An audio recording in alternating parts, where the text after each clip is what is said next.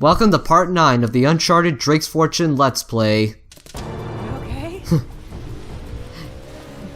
Am I okay? No, I only just... Yeah, sure, I only died like a million times after failing that rope swing. Ugh. Haven't forgot about the last part now, have I? Then again, this was obviously... Then again, it was at the end of the... It was at the end of part 8 anyway, so... So I guess I really shouldn't be making a joke here. Anyway, we are now on the second jet ski segment, and honestly, this is a little bit more difficult, but again, since Elena is carrying the M9, hey, she could just blow things to hell up, like, in an instant. Whether it be the explosive barrels, or the guys that are just standing on the balconies and stuff. Well, the balconies on the ruined buildings. You just blow them into the water, like that. Well, yeah. Really, just anything like that. Boom. One guy really close. Again, like I mentioned before, take this part slow and you'll be just fine. And I wouldn't recommend gutting it, because again, you don't know what's gonna come up around the corner, whether it be an explosive barrel or a guy with a gun. And that'll surely shave off a bunch of your health. I always make sure to shoot the explosive barrels, even if the explosive barrel, if it's a barrel I can easily avoid, I still do it just in case, just to make sure. I'm cautious like that. Guy with an explosive, kill him, obviously. Then you got the guy with the gun, like that. Again, I really do hate the guys with the explosives, man. Well, with the grenade launchers. They just get so trigger happy. Especially on the higher difficulties. If you played this game, trust me, you'll know what I'm talking about. So anyway, here I was having a little bit of a brain fart moment on how to open this gate and such. You obviously don't want to shoot at it, but instead you want to look up and shoot the counterweight, like that. And thus the gate is opened. Very slowly, but still opens. And as of now, we are sort of done with the jet ski. Again, we'll be driving the jet ski later down the road of the game, like maybe around chapter 12. It's not gonna be until chapter 12 we're gonna be riding the jet ski one more time. But again, the first two jet ski segments, one's more difficult than the other, but regardless of which one you think is harder, they're not too bad. It's really the third one that's kind of bad. Anyhow, we are on this one shootout segment. In that, according to Drake's running speed, we should be good, but it turns out we actually aren't good. Because on the other side of this little river where we have to swim across, there are more mooks to kill. And it's like, Jesus, you think this is enough? I keep saying that. God damn it, how am I... Okay, for those that are actually watching this Let's Play, hey, try and count how many times I actually go by, or at least how much I mention, and when it comes to like, well, how the platforming hasn't aged all that well, or the fact that, or how, you know, well, there are just way too many enemies, despite being a third-person shooter. That was way too close. Wanna get away from the grenade. I was too stupid to take cover. Actually, I couldn't really take cover anyway because I was pretty much surrounded. Like there's one guy on the roof, then there's another guy taking cover. That's like a bit of a distance away. Then you have more guys is on the right, on the far right, or at least on the far end of the room. try and count how many times as they point out the same, No, don't. well, flaws. just God forbid, just don't make a drinking game out of it. Cause then you know, I don't want to get sued.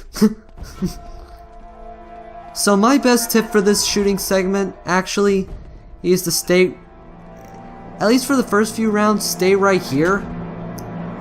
And there's one thing I forgot to mention, like, at least I think I mentioned it. You can switch. You can switch. That's another tongue twister for me. You can switch shoulders by clicking the L3 button, and it's the reason why you want to do. I mean, granted, I'm jumping around here, but granted, I don't really use that function, all that much. Impressive die roll, bruh. Sorry, I don't really use that that feature all that much. Except for in cases like this where I need like a better, well, if I need a better aim, if I need to aim better. And that's really it. Or at least times where I'm trying to kill it, or if I'm pinned down behind some cover and it's near a corner, and the corner itself is blocking my aim, that's when I use it. So just use the shotgun. Of course, it has a very limited range. I don't understand why I'm using it. Other than the fact that it's really powerful, again, as it should be. Although, again, it's very limited in terms of range. So, there's nothing. I guess every gun has their strengths and weaknesses. Like the grenade launchers, actually, as powerful as they are, and when you do get one, you do feel like you're in control of the situation. But at the same time, I guess you also have to keep in mind that, hey, it takes a little bit to reload. So again, while they are powerful and they do go quite the distance, unlike shotguns, they do have a bit of a recharge time, and they also have limited ammo too, very limited ammo at that. And this is me trying to find a way to get out of this room. Thankfully, though, if you do get, well, actually, this was already covered in like part 4, but oh yeah, if you do get stuck somewhere, the game will automatically tell you. Well, the game will pretty much tell you where you need to go, so you don't have to worry about getting stuck all the time. It's actually very useful if you're. I would say this kind of feature is very useful for the first time player, but if you're a veteran player, then I don't think you really need it all that much, unless if you haven't really played the game for a long time. But you know, it's a nice little feature. Granted, it could be Naughty Dog's way of saying, hey, stupid, go over here. And continue on with the game already. That took a chunk of my health away. Jesus.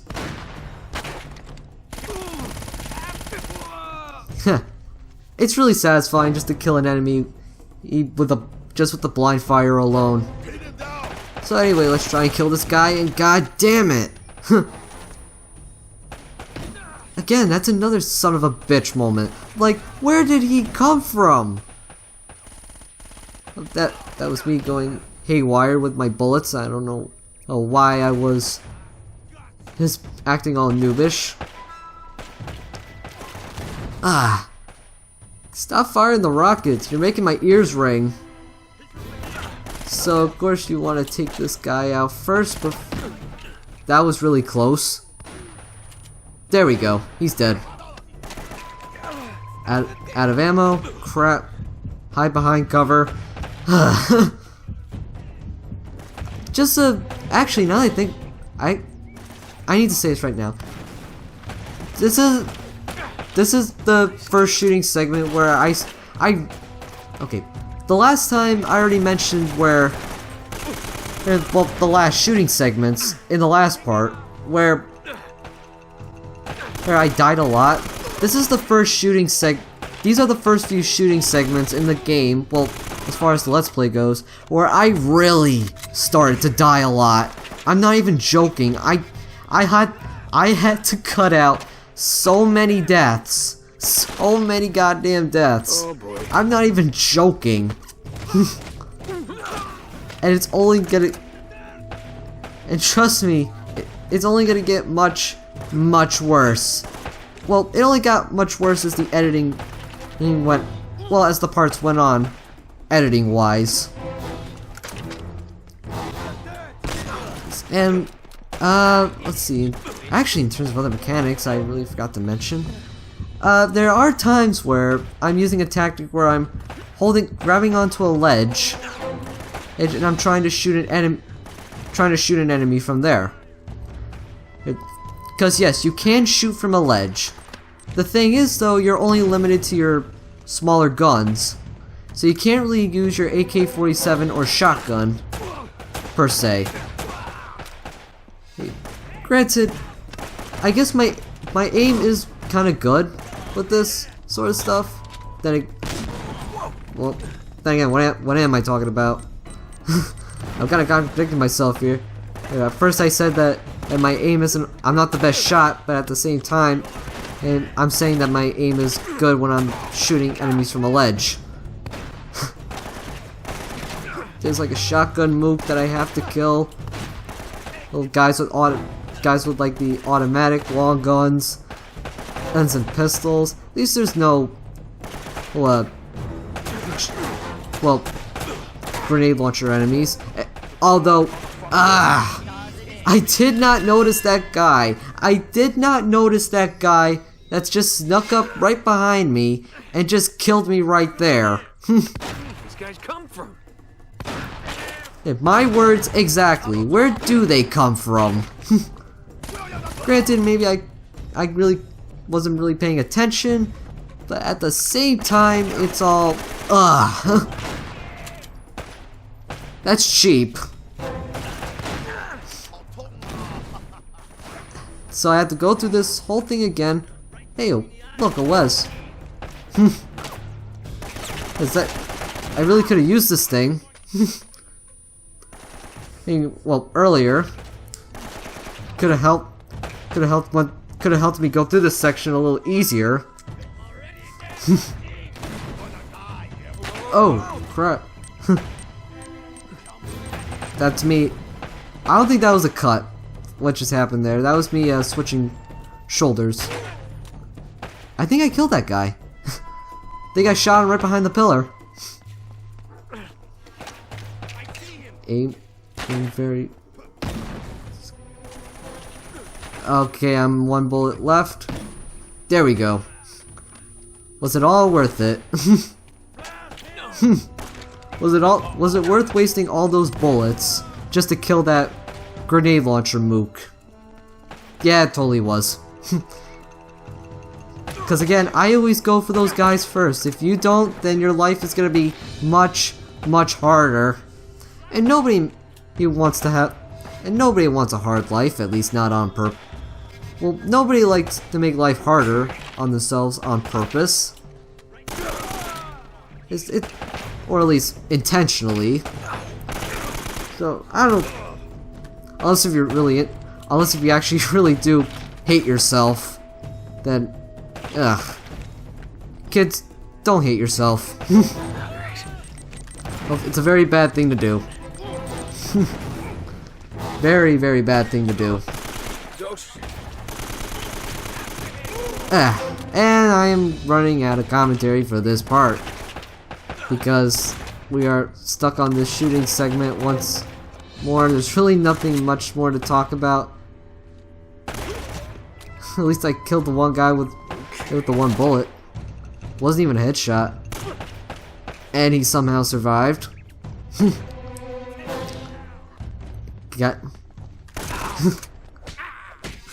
I can't believe I actually took the time to just collect the ammo and then beat him up. Granted, I got shot at But that's funny.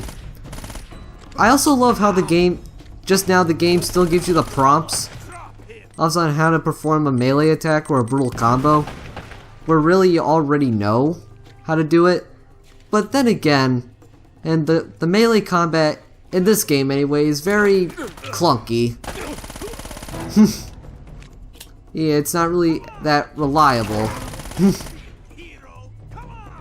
It's always better to just, well, then again, now that I think about it, I don't think it's so much clunky. It's more so along the lines that it's not really used all that much. Like, there's not really enough of an emphasis on the melee combat itself, but rather they're the guns. Hey, I actually looked at the... Maybe that could be the reason. And why the melee combat got improved in Uncharted 2, and 3, and 4. And the stealth combat, especially the stealth. Okay, so here's a couple guys. I blow up at least 2 or 3 guys, but the one guy is still standing. How the hell can he survive? That'll come in handy. He like cheated death for a few seconds, and then just decided, but, well, to be fair, he did like cheat death a few seconds, then I just killed him right there. This is the point where I almost got ambushed. Well, I technically did get ambushed by 2 guys. But I got the drop on them. I apologize for my commentary in this part. There's really nothing much more to say. I mean, I have like, say, 2 more voice actors to talk about, but I probably won't discuss them until we see them on screen again. Great. I mean, we already seen in the characters that I'm talking about, you know, like Gabriel, Roman, and Navarro. But again, I want to wait until we actually see them again, which won't be until, ooh, I'd have to say either chapters 13 or chapters 14. Not too sure on that.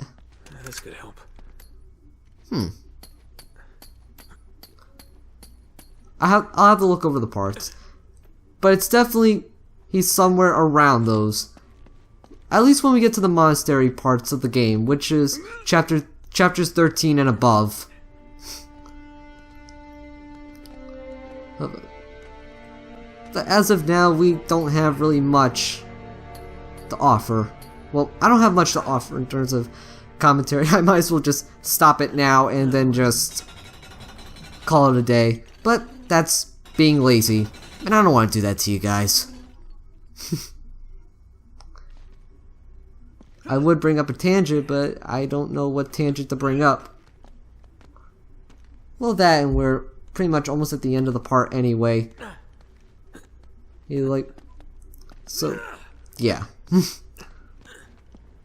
Just keep jumping. Jump on the chain. Make sure he actually grabs onto it. Thank you very much. Don't go down. I see the 2 ledges for me. I see the ledges to grab on. Booyah. Let's continue on. Okay, seriously, game, stop picking a fight with me. Then again, it never really will. That is just pretty damn unnecessary. I'm sorry. Pretty damn unnecessary enemy placement. Makes me wonder, what's the point?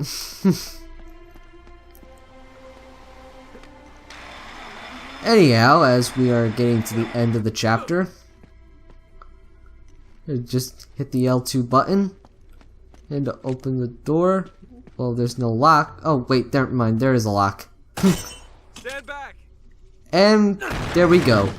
All right, let's find a way to the harbor and hope. When we open as soon as we open the door, chapter 10 starts. And since chapter 10 has now started, this also means this is the end of part 9. Once again, I apologize for my commentary, but there was really nothing special for me to talk about. With that said, well, that and I was pretty much all over the place. But anyhow, the next time we meet in part 10, we're gonna be, well, okay. The next time we meet in part 10, we're gonna be doing chapter 10. I really should have just said that. I'll have to cut that out in my Audacity when I edit the Audacity file. I'm GameMan504 and see you all then.